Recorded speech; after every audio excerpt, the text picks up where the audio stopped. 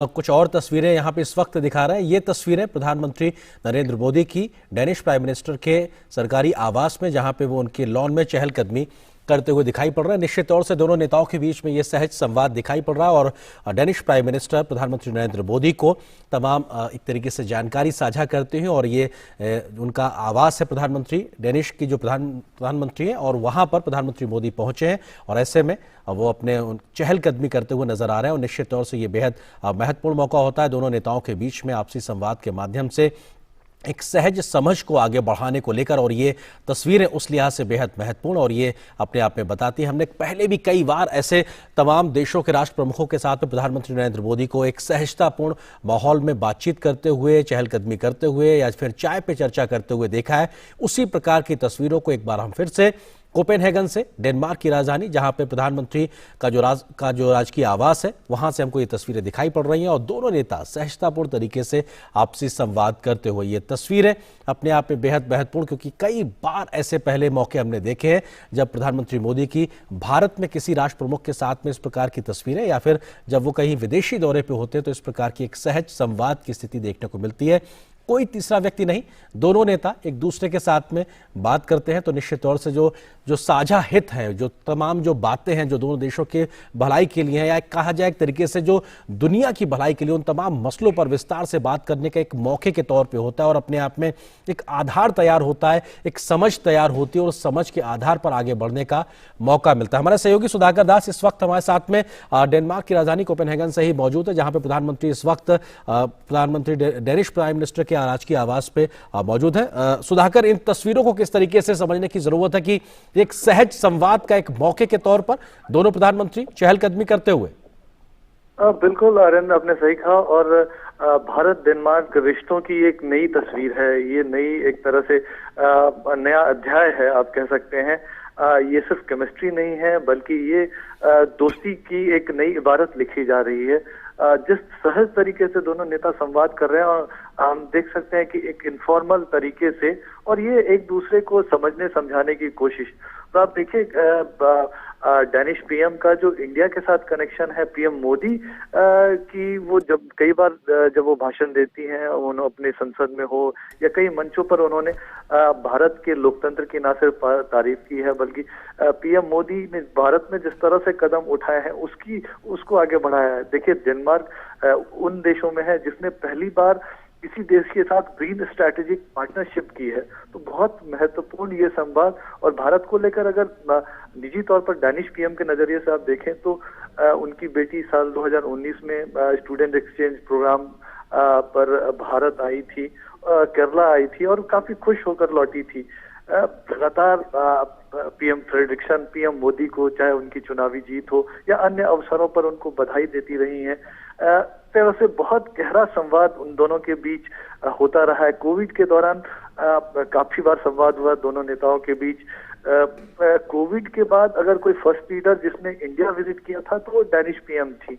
तो आप समझ सकते हैं कितना आत्मीय संबंध दोनों नेताओं के बीच है। और जाहिर तौर पर इस संबंध की वजह से भारत डेनमार्क रिश्तों को एक तरह से न सिर्फ मजबूती मिल रही है, बल्कि एक नया अध्याय भी उसकी वजह से लिखा जा रहा है। जी जी आर्यन। सुधाकर, ये जो एक आपसी समझ होती है दो देशों के राष्ट्र प्रमुखों के तौर पे, जब वो एक सहज संवाद करते हैं, ये कितना एक मददगार एक आधार तैयार करता है उस ठोस बातचीत के लिए जो अब से कुछ देर बाद शिष्टमंडल स्तर के आधार पे होगी। क्योंकि एक नेताओं के बीच की समझ, देशों के एक दूसरे की जो हित है उसके बारे में, एक दूसरे के बारे में कंसर्न्स को समझना, ये एक तरीके से मौका देता है आगे बढ़ने के लिए, जमीन तैयार करने के लिए।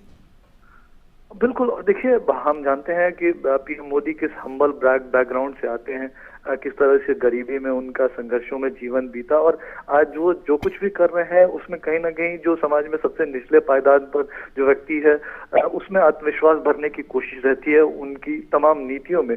और अगर डेनिश पीएम की भी बात करें आर्यन, तो वो भी काफी हम्बल बैकग्राउंड से रही हैं।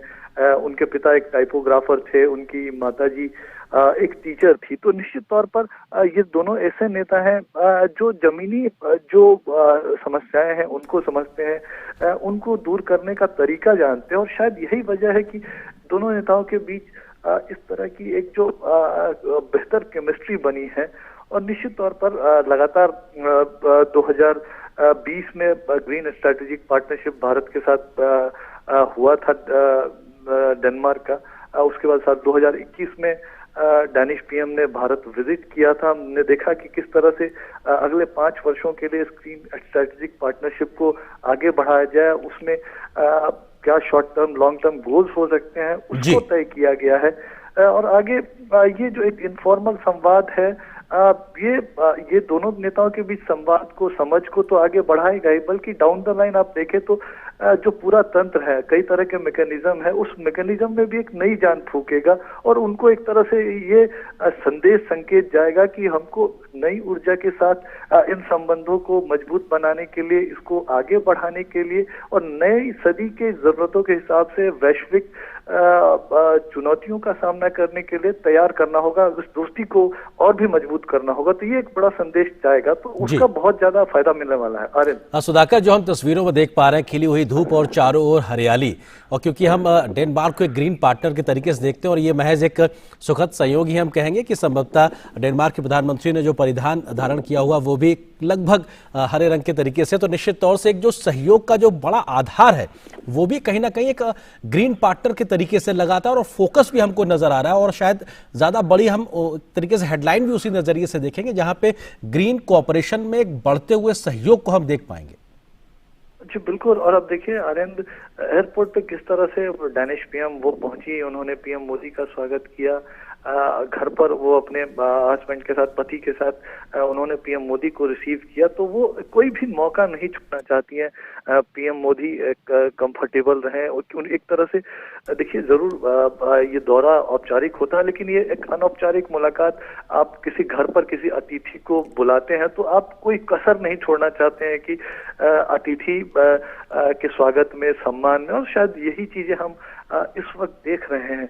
और जाहिर तौर पर इस संवाद का जो बहुत असर, अब हम जानते हैं कि अगर जब पर्यावरण की बात होती है, आज जब क्लाइमेट चेंज की बात होती है, वैश्विक चुनौतियों की इससे रिलेटेड बात होती है, तो भारत की बात होती है, पीएम मोदी की बात होती है।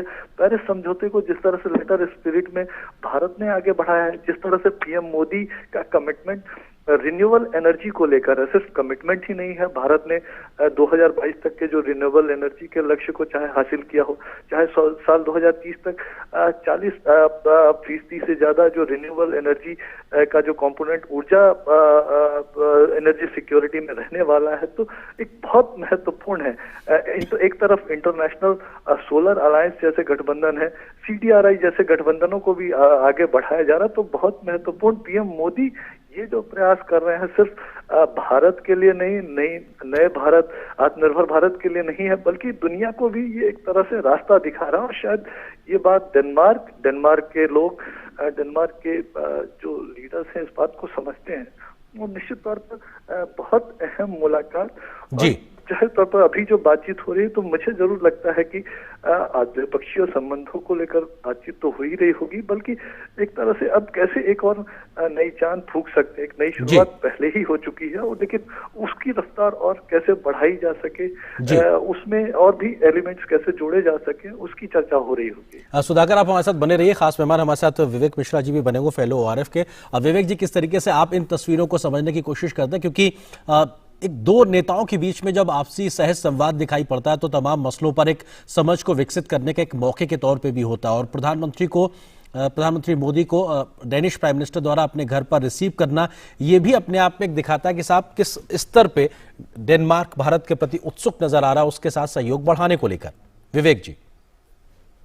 जी, अब देखिए, पर्सनल केमिस्ट्री और विदेश नीति, इनको साथ लाना, ये मोदी साहब ने काफी बार बहुत ही अच्छे से किया है। आपको अगर याद होगा, बराक ओबामा आए थे तो उन्होंने हमें लग रहा है कि वहां पे बहुत सीरियस बातें चल रही हैं, हो सकता है चल रही हैं, लेकिन ओबामा को उन्होंने ये भी पूछा था, ओबामा ने मोदी साहब से ये भी पूछा था कि आप कितने घंटे सोते हैं। तो इनफॉर्मल कम्युनिकेशन से ये होता है कि एक आइस ब्रेकिंग हो जाती है, और बाकी डेलीगेशंस जो है उसमें सीरियस एजेंडा है ही, लेकिन उस बात के अलावा एक पर्सनल केमिस्ट्री जो है, यहीं पे उसकी नींव रखी जाती है, जो पीपल टू पीपल रिलेशंस है।